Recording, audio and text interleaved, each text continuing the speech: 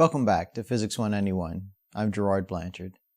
In our final lesson, we'll continue our review of all of the concepts that we've applied in Physics 191.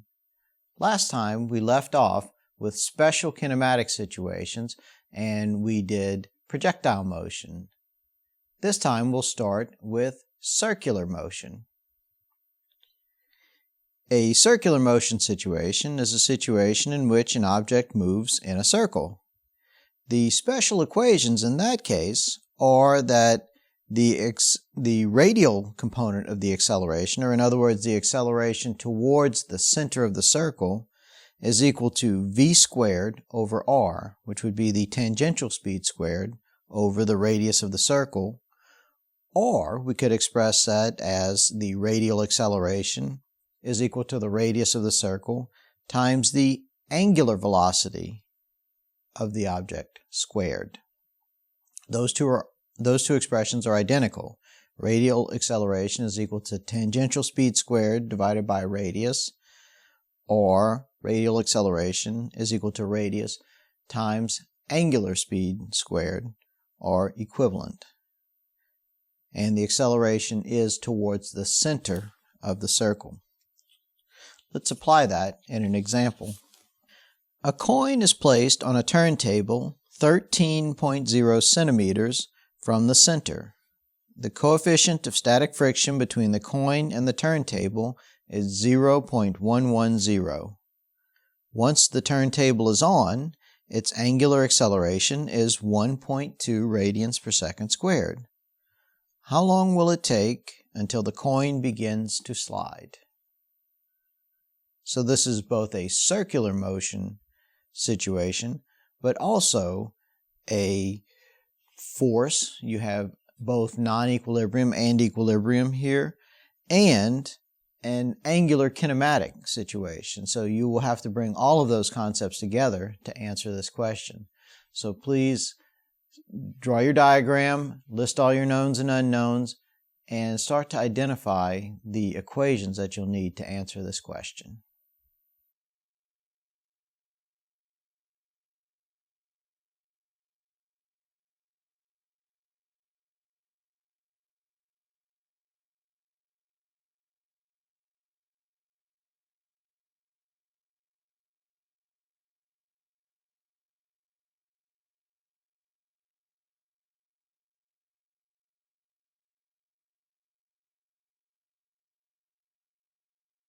Okay, here is the circular path in which the coin moves. There's the coin.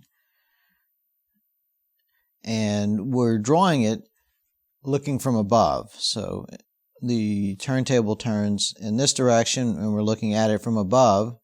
I'm going to draw my x-axis here and my y-axis out of the page.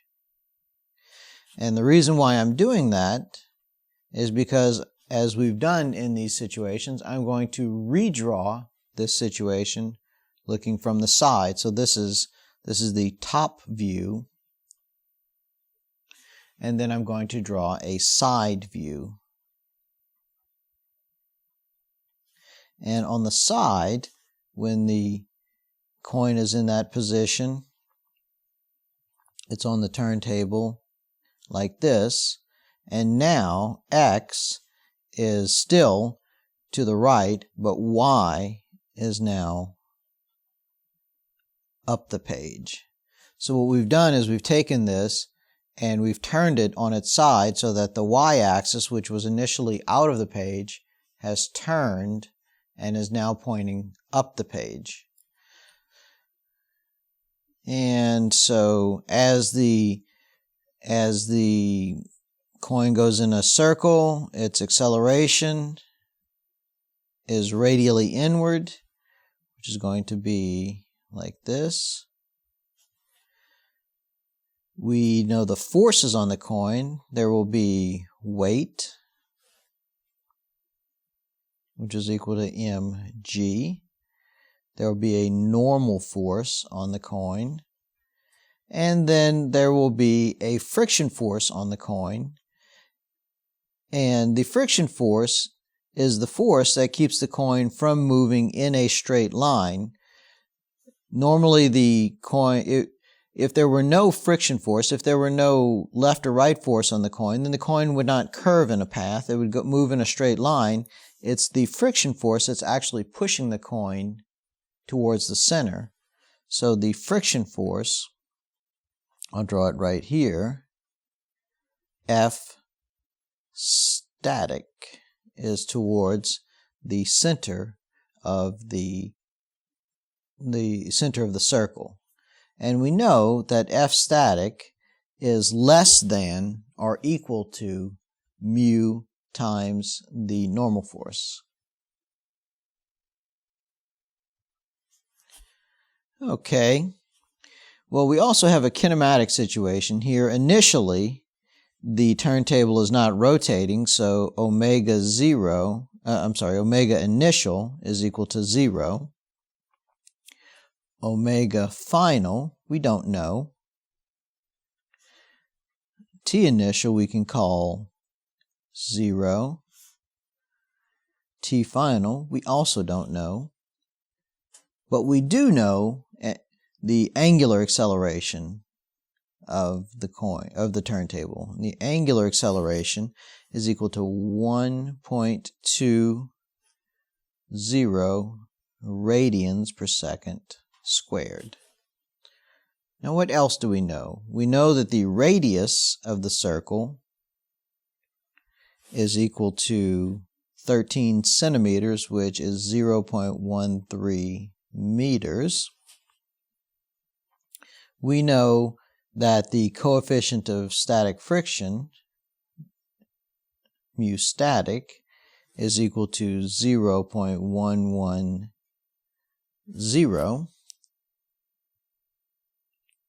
We don't know the mass, so that is everything that we can get out of that's everything that is explicitly given to us in the question statement.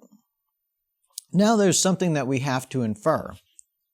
We have to infer, because the question is asking how long will it take until the coin begins to slide, what it's really asking is how long until the friction force can no longer keep the coin moving in a circle. Remember, that is the friction force towards the center of the circle that keeps the coin moving in a circle. At our T final, that is the very last moment that the friction force can keep the coin moving in the circle. At that point, the friction force cannot supply the acceleration needed to keep the coin moving in the circle. So at that point, the friction force is the largest that it can possibly get. So since the friction force is less than or equal to mu static times the normal force, at its largest, static friction is equal to mu static times the normal force. There's one more thing that we haven't drawn in here, and that is that radial acceleration is equal to the radius of the circle times angular velocity squared. So as the turntable spins faster and faster, omega increases, the radial acceleration increases, and the friction force that gives the coin its radial acceleration also increases until the friction force reaches its limit. When the friction force reaches its limit of mu static times the normal force, it can no longer provide enough force to give the coin the acceleration that it needs to continue on the circle, and the coin will slide off of the circle. It will slide outwards, as your experience may tell you. Okay, now we have gotten all the information that we possibly can out of the question statement. There was a lot that was explicit, but there was also a lot that we had to infer, a lot that was implicit in the statement. Okay, well, we know that since we have a change in angular velocity, we're going to have a rotational kinematic situation. So we've identified a rotational kinematic situation as omega changes here. And I didn't write down anything about theta because we're not interested in the angle that the turntable turns through. So theta is irrelevant, so we know that we'll need our rotational kinematic equation that does not have theta in it. So that would be angular acceleration is equal to omega final minus omega initial divided by t final minus t initial. So we know that we'll have a rotational kinematic situation here. We can put in what we know there. Angular acceleration is 1.20, and that's equal to omega final minus omega initial, which is 0, divided by t final, which we don't know, minus t initial, which is 0. And at that point, we can't go any further yet. So we have to look to our other equations to help us out. Well, what do we know? We do know that we have non-equilibrium in the x direction. From over here, we have an acceleration in the x direction, so we have x non-equilibrium.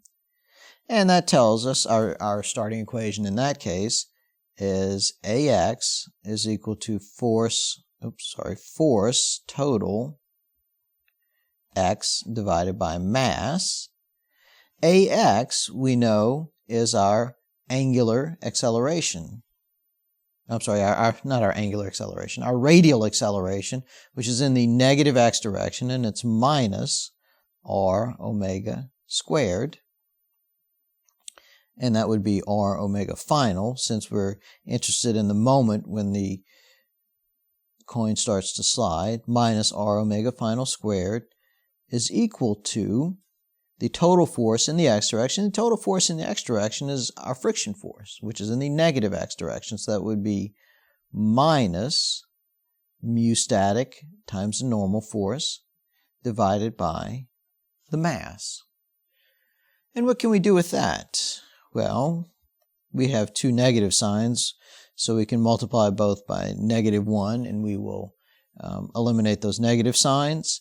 We know that the radius is 0.13 omega final squared is equal to mu static, which is 0.110 times the normal force divided by the mass.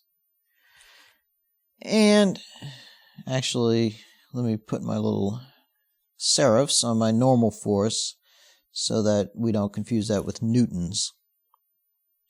Okay, 0.11 times normal force over the mass. We don't know the normal force, we don't know the mass, so there's nothing more we can do with that at this point. We'll have to look for another equation, and we can see that the coin doesn't move in the y direction, and it stays not moving in the y direction. So we have equilibrium in the y direction. So y equilibrium, and that tells us the total force in the y direction is equal to 0. And what does that give us? Well, in the positive y direction, we have the normal force. In the negative y direction, we have weight, which is m times g, and we know that that's equal to 0.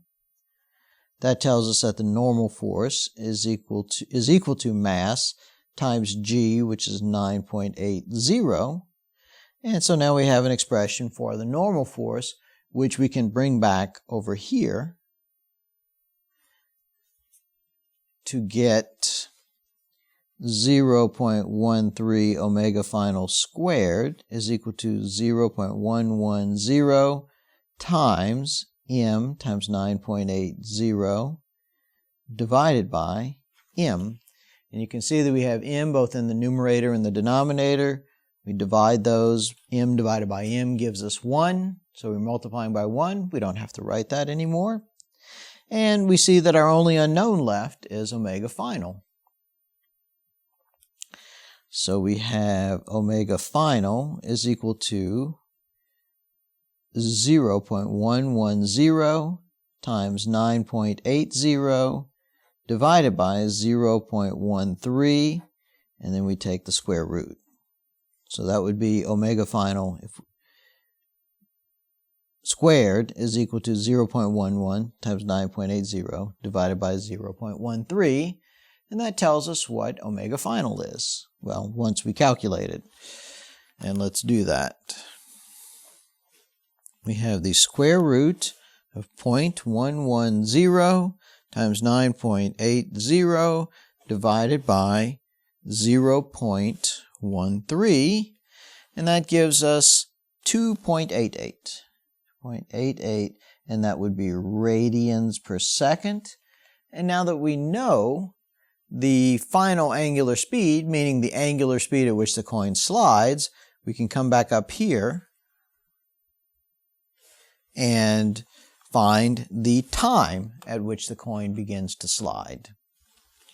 And so we have 1.20 is equal to 2.88 divided by t final, which tells us that t final is equal to 2.88 divided by 1.20,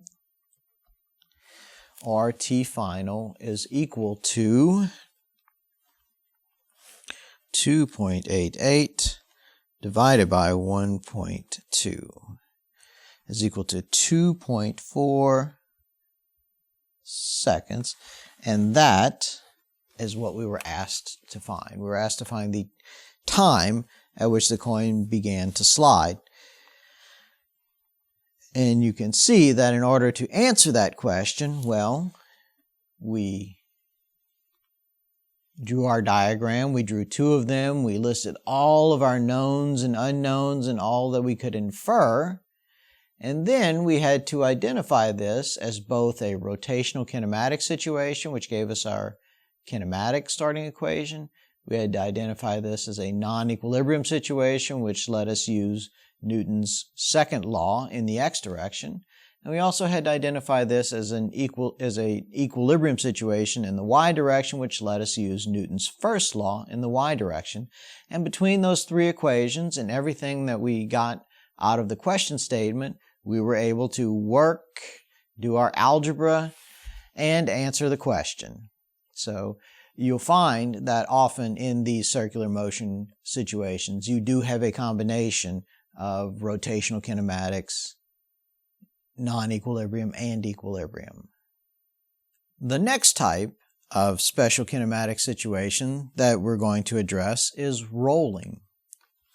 In a rolling situation, you have a rolling object. And the special equations that apply in that situation are that the absolute value of the distance traveled is equal to the radius of the rolling object times the angle, the absolute value of the angle through which it rotates. The absolute value of the velocity of the object is equal to the radius of the object times the absolute value of the angular velocity of the object, and the acceleration, the absolute value of the linear acceleration of the rolling object is equal to the radius of the object times the angular acceleration of the object. And you can see in these three equations that on one side we have the linear quantities, distance, speed, and acceleration, and on the other side we have the corresponding angular quantities of angle, angular velocity, and angular acceleration multiplied by the radius each time. We will use that in an example shortly, but before I do, I would like to talk about energy. Energy situations. Energy situations are concerned with a change in the speed of an object and the change in the object's position. Remember that speed is effectively kinetic energy and position is effectively potential energy. So energy of motion, kinetic energy, energy of position, potential energy, and when those change, we have an energy situation. So our general equation in that situation is that the change in kinetic energy plus the change in potential energy, remember that that's the change in the total energy of the object, is equal to the non-conservative work done on the object. That's the work done by non-conservative forces. And also, sometimes in energy situations, you'll be asked to deal with power. Power is the work done divided by the time that it took to do that work. So power is the non-conservative work done divided by the time over which the work was done. So as an example of working with energy, I'll ask you this question. A block is released from rest and slides down an incline. The coefficient of kinetic friction is 0.38 and the angle of inclination is 60 degrees. Use energy considerations to find how fast the block is sliding after it has traveled a distance of 30 centimeters down the incline.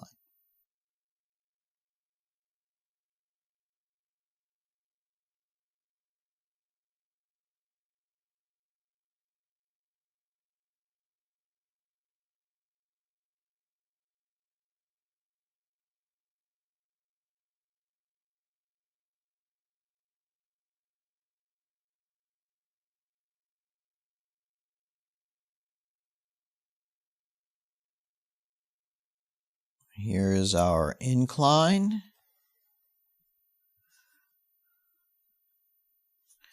Incline has an angle of 60 degrees.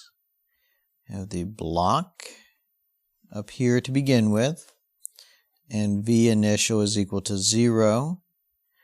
Height initial, we don't know yet, but we're going to figure it out. V final, we don't know. That's in fact what we're looking for. And height final, we'll call 0. The block slides down the ramp. We know that the distance that it slides is 0.30 meters. And let's see, what else do we know? We know that there is a kinetic friction force.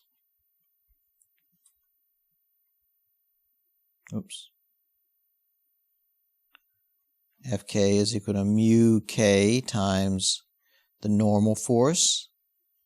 And we know that there is a normal force acting on the block.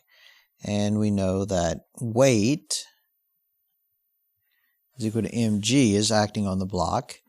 We don't know the mass of the block, but we do know that mu k is 0.38.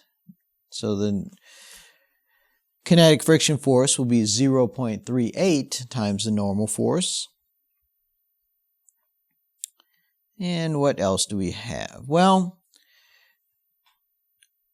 we know that the hypotenuse of this ramp is 30 centimeters, and we know that the angle of the ramp is 60 centimeters, so we can find the length of this side, which will give us our height.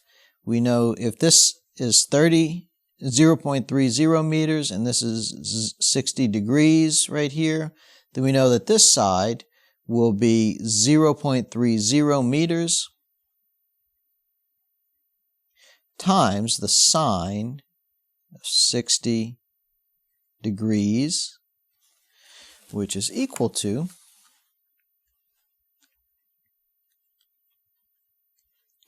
0.3 times the sine of 60 is equal to 0.260 meters. So the height initial is 0.260 meters. Okay.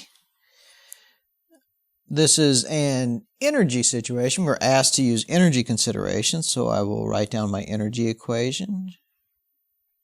And that would be work non-conservative is equal to kinetic energy final minus kinetic energy initial. That's my change in kinetic energy, plus potential energy final minus potential energy initial.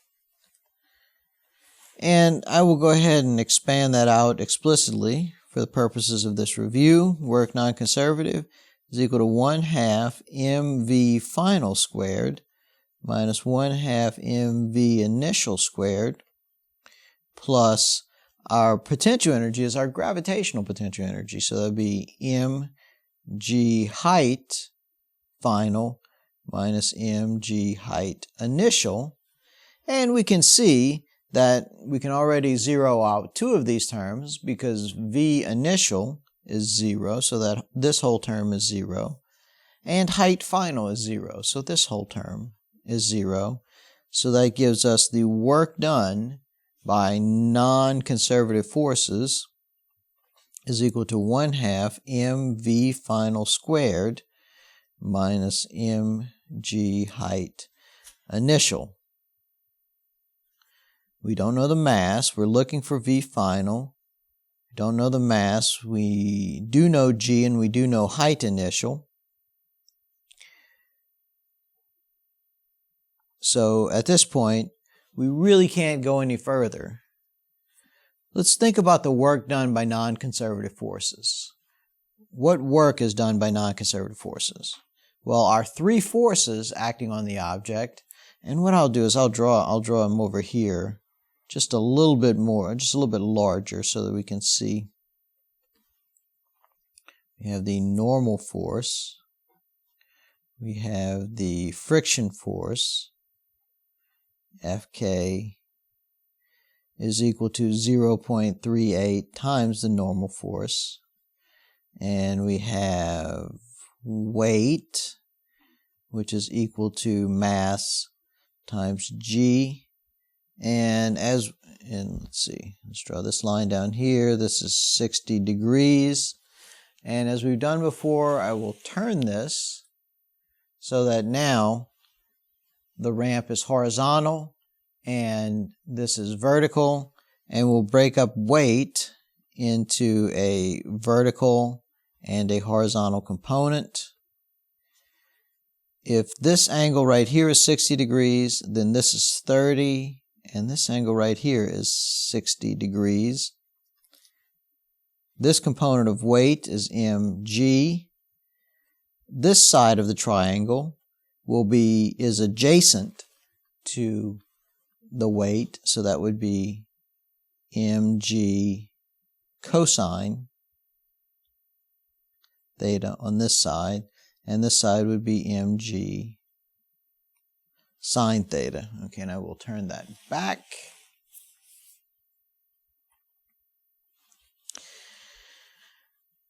Okay,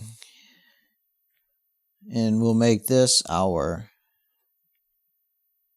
x direction, and we'll make this our y direction. Okay, well, let's look at our forces for the moment. We have weight, which is a conservative force, so it does no non-conservative work. The block is sliding down the ramp, so the normal force is always perpendicular to the motion of the block, so the normal force does no work as well. Now the friction force is directed opposite the motion of the block, so the friction force will do work.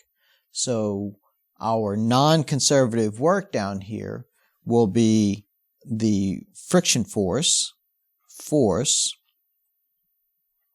Fk, times the distance that the block slides, times the sine of the angle between the friction force and the motion of the block, which is 180 degrees, and that's equal to 1/2 mv final squared minus mg height initial. We know that the friction force is equal to 0.38 times the normal force times the distance that the block slides, which is 0.30 meters, times the sine of 180, which is -1, and that is equal to 1/2 the mass of the block times V final squared minus M times G, which is 9.80, times the initial height, which is 0.26 meters. Okay, now you can see here that what we have is an equation with V final squared in it, which is what we're looking for, the mass, and the normal force. So what we have to do is we have to find the normal force. Well, we can do that by observing that we have equilibrium in the y direction. The block does not move in the y direction, and it stays not moving in the y direction. So we have y equilibrium, which tells us that the total force in the y direction is equal to 0, which tells us that the normal force minus mg cosine of 60 degrees is equal to 0. That tells us that the normal force is equal to the mass times g, which is 9.80, times the cosine of 60 degrees.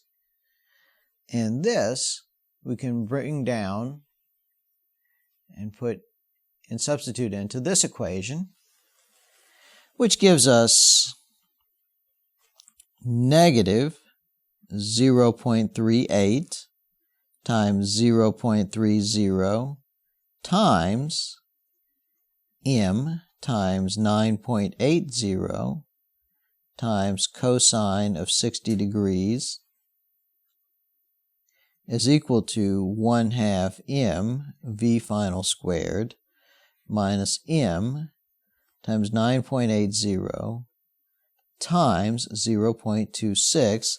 And what you can see is that we have mass in each of these terms. We can factor that out, divide everything by mass, and mass is no longer a factor, no longer a consideration. So we now have an equation with V final in it and a bunch of numbers. So let's figure out what those numbers are. On this side, we have negative 0.38 times 0.3 times 9.80 times the cosine of 60 degrees, 0.38 times 0.3 times 9.80 times the cosine of 60, and that is 0.559 is equal to 1/2 V final squared minus 9.80 times 0.26, 9.80 times 0.26 minus 2.55. I can add 2.55 to both sides. 2.55 minus 0.559, and that's going to be equal to 1/2 V final squared, so I'm just going to multiply both sides by 2. That gets rid of my 1/2 right here, and then I'm going to take the square root, and that'll just leave me on this side with V final. And what is that? We have the square root of 2 times 2.55 minus 0.559, and we get 2.00 meters per second. 2.00 meters per second is equal to V final. And that is what we were asked. Okay, that was a block sliding down an incline. Let's use our rolling equations and let's answer the question for a cylinder rolling down an incline. Same question, just with a cylinder this time instead of a block. And the question is, a uniform solid cylinder rolls without slipping or sliding down an incline. The angle of inclination is 60 degrees. Use energy considerations to find the cylinder's speed after it has traveled a distance of 30 centimeters down the incline. So same question, just now a cylinder rolling instead of a block sliding. So we'll see which one will go faster.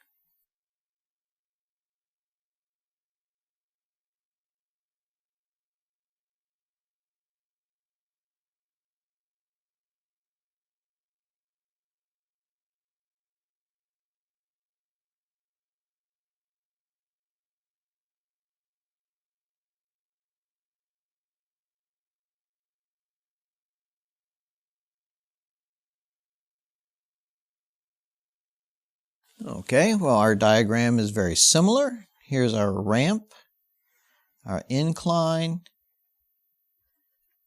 60 degrees. Here's our cylinder. It rolls down. I can draw the forces on it. We have the normal force. We have weight. And now we have static friction, which is a big difference because the cylinder does not slide. Kinetic friction is for sliding. Static friction is when things are not sliding. And so the static friction will actually do no work on the cylinder. The cylinder has to slide over the surface in order for friction to do work on it. So since the cylinder is not sliding, the friction force will do no work on the cylinder. The normal force will do no work on the cylinder since it is perpendicular to the motion, and weight will do no non-conservative work on the cylinder since since weight is a conservative force. So in this situation, work non-conservative will be 0. We'll get back to that in a second. This distance moved is 30 centimeters, which is equal to 0.30 meters. V initial is equal to 0. Height initial is equal to 0.30 times the sine of 60 degrees, which worked out to be 0.3 times sine of 60, 0.260 is height initial. V final we're looking for. Height final is 0. Now the one thing that we have to add here, since we have a rolling cylinder, is we have to add in the rotational inertia of the cylinder, because we will have to consider the rotational kinetic energy of the cylinder.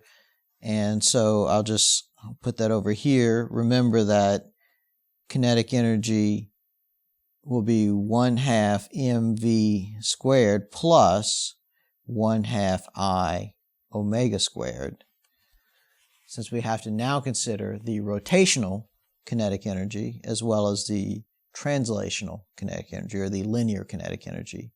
And I for a rolling cylinder, I for a solid cylinder would be 1/2 its mass times its radius squared. You would find that in the table of rotational inertia that we have used many times. And we'll have to note that the speed of the rolling cylinder is equal to r times the angular velocity squared. And we're dealing with positive numbers here, so the absolute values are all the same as the number itself, which gives us that that's not right. V is equal to r times the angular velocity, which tells us that the angular velocity is equal to V divided by the radius of the cylinder, which I've written with a capital R. Okay, now that is everything that we were presented with and everything that we can infer. We were told to use energy considerations, so energy tells us that work non-conservative is equal to kinetic energy final minus kinetic energy initial plus potential energy final minus potential energy initial. And we said that work non-conservative is 0. Weight is a conservative force. The normal force is perpendicular to the motion, so no work there. And the cylinder is not sliding on the ramp. Everywhere that it touches the ramp, the cylinder is actually at rest. So that patch of the cylinder is at rest. So there's no work done by friction. So work non-conservative is 0. Kinetic energy initial is 0 because it's not moving and not rotating initially. And potential energy final is 0 because height final is 0. Okay, so we've greatly simplified our equation already. 0 is equal to kinetic energy final minus potential energy initial. So I will write this as potential energy initial is equal to kinetic energy final, where all I've done is I've added potential energy initial to both sides. Potential energy initial is equal to mg height initial, and that's equal to 1/2 mv final squared plus 1/2 I omega final squared. And what can we do here? We have mass, G is 9.80, and height initial is 0.260. That's equal to 1/2 mass V final squared plus 1/2 I will write in 1/2 mr squared. And for omega final squared, I will write in V squared divided by R. Oops, I'm sorry. I will write in V divided by R squared.